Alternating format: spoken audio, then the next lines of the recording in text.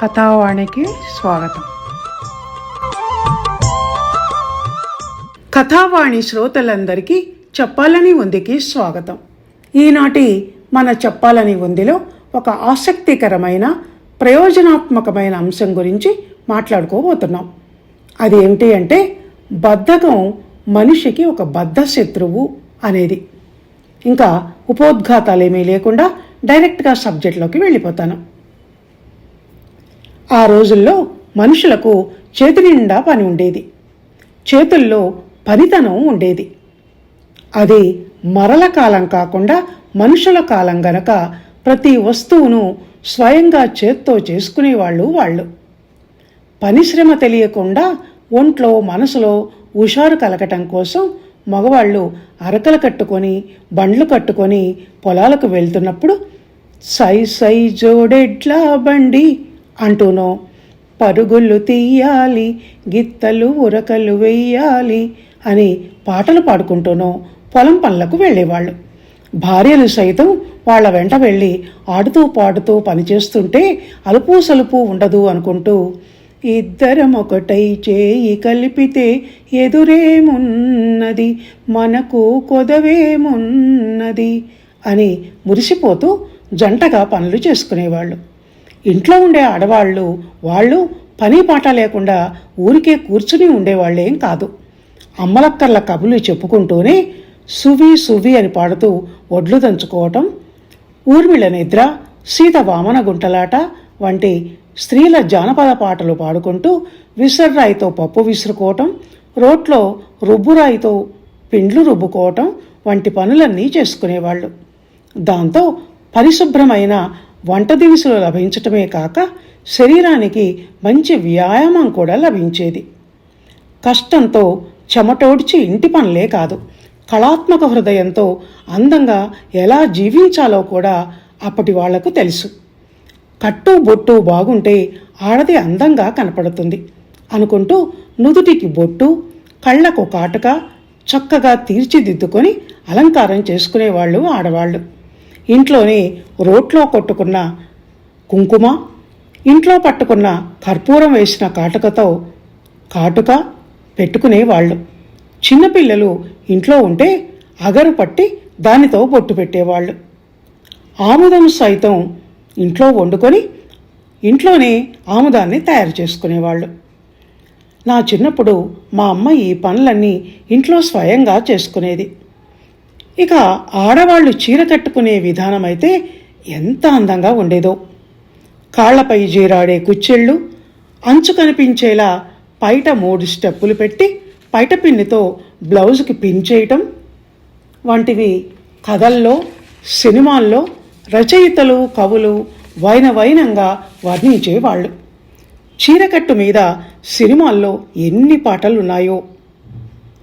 చుట్టూ చెంగావి చీర కట్టాలి చిలకమ్మ పాటలో ఎన్ని రంగుల చీరలు ఇంద్రధనుస్సులో విరుస్తాయని ఆడవాళ్ళు అందంగా చీర కట్టుకోవటం, మగవాళ్ళు అది చూసి మురిసిపోవటం అదో ఫార్సు అన్నట్టు ఉండేది ఆ రోజుల్లో. చీర కట్టుకోవటం అని కాకుండా చీర సింగారించటం అని సరసంగా మాట్లాడుతూ, మా ఆవిడ చీర సింగారించేసరికి అంటూ అంత ఆలస్యం చేస్తుంది అని సరసోక్తులతో బనాయించేవాళ్ళు. అది నిదానమే ప్రధానం అనుకున్న కాలం. పరుగెత్తి పాలు తాగే కన్నా నిలబడి నీళ్లు తాగు అనుకొని ఉన్నదాంతో తృప్తిగా బతికిన కాలం. స్త్రీ అందానికి, అలంకరణకు విలువనిచ్చిన కాలం. శృంగారకేళిలో మొగుడు పెళ్ళాం పైటలాగటం, జడతో ఆమె అతని ఎద మీద కొట్టడం వంటి సరస సల్లాపాలు వాళ్ళ హృదయాలలోని సున్నిత భావాలకు అద్దం పడుతున్నట్టుగా ఉండేవి. జడంటే గుర్తుకొచ్చింది. ఆ రోజుల్లో ఆడపిల్లలకు తెగబారెడు జడలు ఫ్యాషను. పెళ్లి చూపుల్లో అమ్మాయికి పెద్ద జడ ఉందా లేదా అని ఆడవాళ్లతో పాటు మగవాళ్ళు చూసేవాళ్ళు. ఆ జడకు కొసన జడగంటలు 2 కుప్పెలవో 3 కుప్పెలవో ఫ్యాషను. అంతేనా, పొడవాటి జడ ఉన్న అమ్మాయిలు జడ మధ్యలో బంగారు చామంతి పువ్వును, నడినెత్తి మీద నాగరంతో పాటు సూర్యచంద్రులని అలంకరించుకునేవాళ్ళు. పండుగలు, పబ్బాలు, పెళ్ళి, పేరంటాలు వచ్చినప్పుడు మల్లెపూలతోనూ మొగలి రేకులతోనూ పూల జడలు వేసుకునేవాళ్ళు. ఆ పూల గుబాళింపు మగవారి మనసుల్లో మధురోహలను కలిగించేదిగా ఉండేది. పాత తెలుగు సినిమాలన్నీ ఇదే టైపు. ఆడపిల్ల అచ్చమైన అందాన్ని, ముచ్చటైన అలంకరణను చూడాలంటే మన బాపుగారి సినిమాలే చూడాలండి. ఆయన హీరోయిన్ని క్యాన్వాస్ మీద చిత్రించినా, తెర మీద చూపించినా ఆమెకు చారడేసి కళ్ళు ఉండాల్సిందే. ఆ కళ్ళ నిండా కాటుక ఉండాల్సిందే.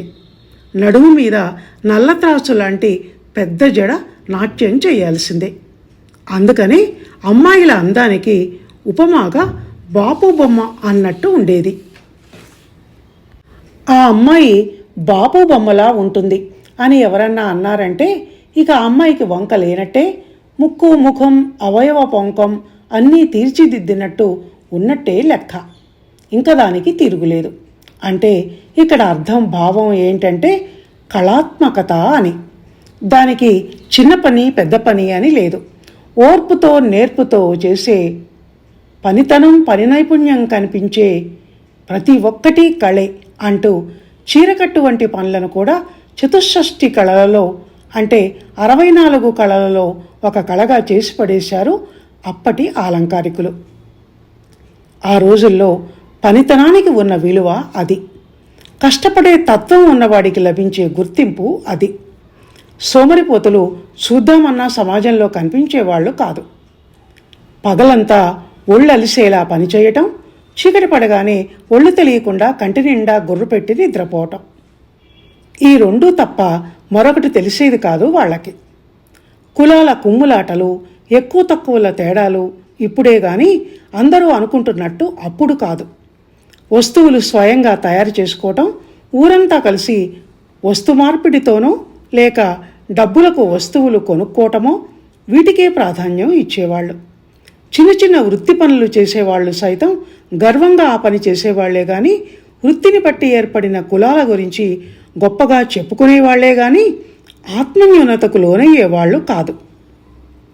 అక్కడక్కడ ఏదో కొంత అగ్రకులాల ఆధిపత్యం ఉంటే ఉండవచ్చు గాక. అంత మాత్రాన అందరూ అలా ఉన్నారని కాదు. కథావాణి శ్రోతలు, ఇక్కడ ఒక నిమిషం ఆగి మీకు ముఖ్య విషయాన్ని చెప్తాను.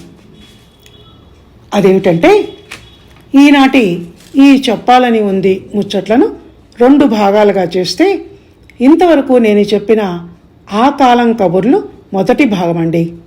ఇక ఇప్పుడు 2వ భాగంలోకి ప్రవేశించి ఈ కాలంలో ఎలా ఉందో చెప్తాను. ఇది ఇప్పుడు నడుస్తున్నది పని కాలం కాదు. శ్రమించి చెమటోడ్చి పనులు చేసుకునే కాలం కాదు.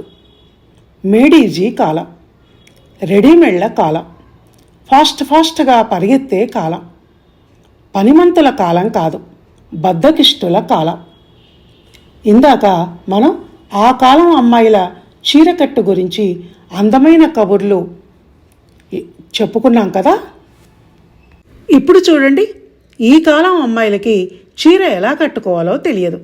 అసలు ప్రయత్నించరు. ఎందుకు ప్రయత్నిస్తారు? డబ్బు సంపాదనే ధ్యేయంగా గల వ్యాపారస్తులు 5 గజాల చీరను కట్టుకునే పని లేకుండా కట్టుకున్నట్టుగా కుట్టి రెడీమేడ్ శారీ అంటూ తెచ్చి చేతుల్లో పెడుతుంటే రెడీమేడ్ ధోవతులు వచ్చి కొంతకాలమైంది. ఇప్పుడు చీరలు కూడా విస్తారంగా వచ్చేశాయంట. మన కథావాణి శ్రోత శ్రీ ఈశ్వర్ కుమార్ రాజా గారు ఈ మధ్య ఒక ప్రకటన ఫార్వర్డ్ను నాకు పంపిస్తే అది చూశాకే నాకు ఈ ఆర్టికల్ని రాయాలన్న ఆలోచన వచ్చింది. దీర్ఘాలోచన, దిగులు మనసును కమ్మేయగా ఆ రోజు అర్ధరాత్రి వరకు కూర్చొని ఈ ఆర్టికల్ను రాశాను. ఎటుపోతున్నాం మనం అనిపించింది. నిజానికి ఈ రెడీమేడ్ సంస్కృతి వచ్చినప్పటి నుంచే మనుషుల్లో మరింత బద్ధకం పెరిగిపోయింది అని అనిపిస్తుంది నాకు. Ready to eat, ready to wear, ready to travel, ఇలా అన్నీ రెడీమేడ్నే. ఇప్పుడు ఇది ఎవరి పనులను వాళ్ళు చేసుకునే కాలం కాదు, డబ్బులు పెట్టి చేయించుకునే కాలం. వస్తు ఉత్పత్తి కాలం కాదు, వస్తువులకు ఆర్డర్లు ఇచ్చే కాలం. వస్తు నైపుణ్యం, పని నిపుణతను ఇప్పుడు ఎవరూ పట్టించుకోవటం లేదు. చీప్ వస్తువులను మిషన్ మీద ఎవరో తయారు చేస్తే వాటిని అద్దలకు అద్దలు ఆర్డర్ ఇచ్చి తెప్పించుకొని వన్ టైం యూజ్ అంటూ ఆఫ్టర్ దట్ త్రో అవుట్ అంటూ విసిరిపారేస్తున్న కాలం. ఫలితం అంతా కలిసి గార్బేజ్ సొసైటీని తయారు చేయటం. చెత్త చెత్త ఎవ్రీవేర్ చెత్త. దానివల్ల పొల్యూషన్, దానివల్ల రోగాలు, ఇంకా దానివల్ల మరణాలు. జనాలు దాన్ని కూడా ఈజీగానే తీసుకుంటున్నారు. పోయిన వాడిని కట్టెలతో కాల్చే పని లేకుండా ఎలక్ట్రిక్ దహన వాటికలో పెట్టి స్విచ్ నొక్కి ఒక్క నిమిషంలో బూడిద చేసి పడేస్తున్నారు. అదేమంటే అక్కడ మేడీజీ పాలసీనే. శ్రమ తక్కువ, ఖర్చు తక్కువ, నిమిషంలో పని అయిపోతుంటే ఎందుకంత కష్టపడటం అంటున్నారు. ఇంటికొచ్చి మర్నాటి నుంచి మళ్ళీ యథావిధిగా టీవీలు ఆన్ చేస్తున్నారు, సెల్ ఫోన్లలో మాట్లాడుతున్నారు, డబ్బు దశకం వాటాలు నీకింత నాకింత అని పంచుకుంటున్నారు. ఎంత ఈజీ అయిపోయింది బతుకిప్పుడు. చావంటే ఎంత చులకనైపోయింది. ఆ బంధాలు, బంధుత్వాలు, ఆ ఆప్యాయతలు, అనురాగాలు ఏవి ఇప్పుడు ఎక్కడికి పోయాయి? మనుషులు ఎందుకింత మోస్ట్ మెకానికల్గా మారిపోయారు? అనుబంధం, ఆత్మీయత అంతా ఒక బూటకం. నిజమేనా ఆ మాటలు? పోనిండి, అంత సీరియస్ సీన్లు, బరువైన మాటలు ఎందుకు అనుకుంటే పోనీ కాసేపు మామూలు విషయాలే మాట్లాడుకుందాం. పనంటే మనిషికి అసలు ఒళ్ళెందుకు వంగటం లేదు? 4 అడుగులు నడిచి ఆ వీధిలోనే ఉన్న కిరాణా కొట్టుకో, కూరల మార్కెట్కో వెళ్ళి తనకు కావాల్సినవి కొనుక్కొచ్చుకోలేకపోతున్నాడు ఎందుకు? దేవుడిచ్చిన కాళ్లను ఉపయోగించకుండా ఆన్లైన్లో ఆర్డర్లు ఎందుకు?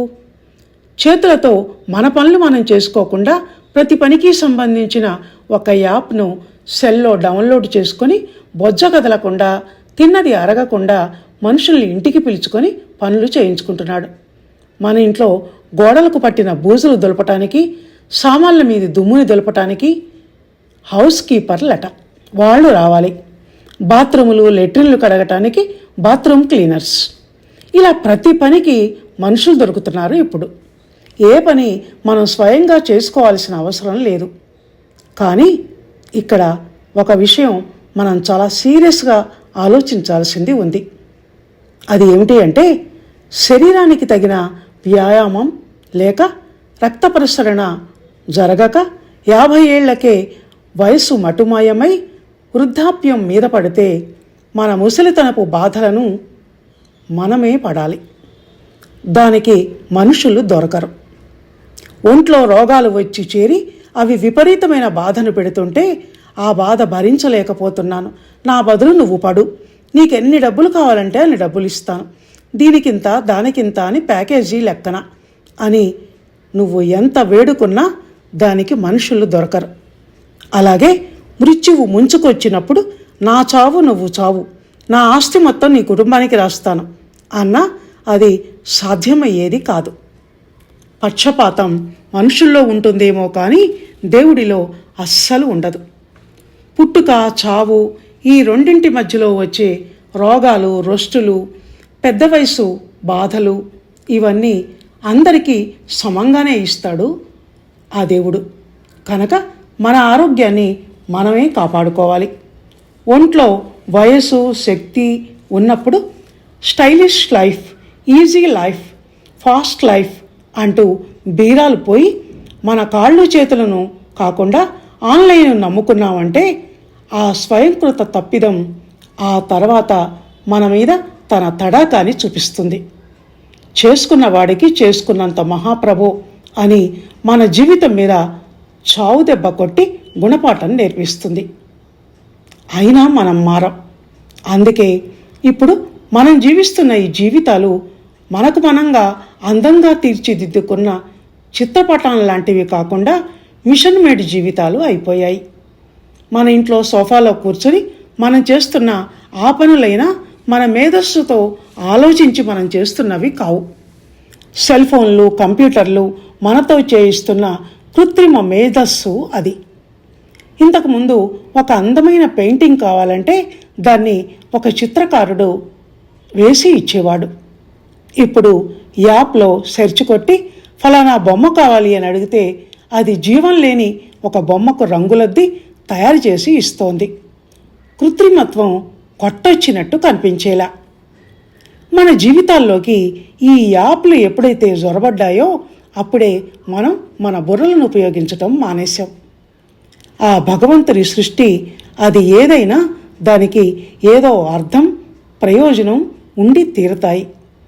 అలాగే మన చేతులు, కాళ్ళు, కళ్ళు వంటి బాహ్య అవయవాలను ఆయన ఇచ్చింది వాటిని ఉపయోగించి ప్రయోజనం పొందమని. మెదడు ఇచ్చింది సొంతంగా ఆలోచిస్తే మనం అద్భుతాలు చేయగలము అని. కానీ మనం ఏం చేస్తున్నాం? కాళ్ళు, చేతులు, మనస్సు, మెదడు వీటిని వేటిని ఉపయోగించటం లేదు. ఉపయోగంలో లేనిది ఏదైనా కొంతకాలానికి పాడైపోతుంది, తుప్పు పట్టిపోతుంది. అందుకే 30 ఏళ్లకే కూర్చుంటే లేవలేని, లేస్తే కూర్చోలేని శారీరక పరిస్థితి మనలో చాలామందిది. ఇంతకుముందు వృద్ధాప్యం వల్ల వచ్చే మతిమరుపు గురించి విన్నామేమో కానీ అల్జీమర్ అనే మతిమరుపు వ్యాధి గురించి విన్నామా అసలు? ఇప్పుడు ఆ వ్యాధి లేని వాళ్ళు లేరు. కారణం మనం మన మెదడుకు ఏనాడు ఇంత మేత వేసి తిండి పెట్టకుండా పస్తులుంచడం వల్ల. అందుకే ఇప్పుడు ఈ మోడర్న్ యుగాన్ని చూసి భయపడిపోతున్నారు పెద్దలు. ముందు ముందు ఇది ఇలాగే కొనసాగితే రేపటి సమాజం ఎలా ఉంటుంది అని అంచనాలు వేసే పరిస్థితికి వచ్చారు. ఆ విషయం అలా ఉంచితే కథావాణి శ్రోతలు, ఈ బద్ధకం మనిషికి బద్ధ శత్రువు అన్న వీడియోలో ఇంతవరకు నేను ఈ దృక్కోణంలో చెప్పదలుచుకున్నది అంతా చెప్పాక ఇక ముగింపులో మీకు ఒక క్లారిఫికేషన్ ఇవ్వాల్సి ఉందండి. అదేమిటంటే, నేను అభివృద్ధికి టెక్నాలజీకి వ్యతిరేకిని కాను. నేను సెల్ ఫోన్ వాడుతున్నాను. ఈ యాప్లు వాడటం వల్లనే ఇలా వీడియోలు పెట్టి మీతో మాట్లాడగలుగుతున్నాను. టెక్నాలజీ మూలంగా పూర్వకాలంలో లేని ఎన్నో సౌకర్యాలు ఇప్పుడు వచ్చాయి. అవన్నీ మనకు అవసరమైనవే. అయితే నేను అనేది ఏమిటంటే, ఏదైనా అతి పనికిరాదు అని.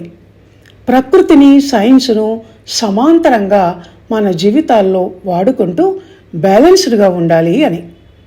ఎందుకంటే హిందీలో ఒక కహావత్ ఉంది, కుచ్ పానా హైతో కుచ్ ఖోనా పడతా హై అని. ఒకటి పొందాలంటే మరొక దాన్ని కోల్పోవలసి వస్తుంది అని. సుఖాలు, సౌకర్యాలనిచ్చే టెక్నాలజీని పొందటం కోసం మనం మన ఆరోగ్యాన్ని, మన అనుభూతులను, మన ప్రేమలను, మన మనసులోని సున్నిత భావాలను పణంగా పెడుతున్నాం. అది వద్దంటున్నాను. ఏదైనా ఒక వేలం వెర్రిగా, ఒక పిచ్చిలా మారితే అది ఎన్నో నష్టాలకు దారితీస్తుంది. ఒకటి పొందటానికి మరొకటి కోల్పోవటం అనేది ఎలాగో తప్పదు గనక కనీసం ఆ నష్టాన్ని, ఆ పోగొట్టుకోవటాన్ని మినిమైజ్ చేసుకుందామని అంటున్నాను. నా మాటల్లోని భావాన్ని అర్థం చేసుకుంటారుగా? ఇదే నేను చెప్పదలుచుకున్నది. ధన్యవాదాలు.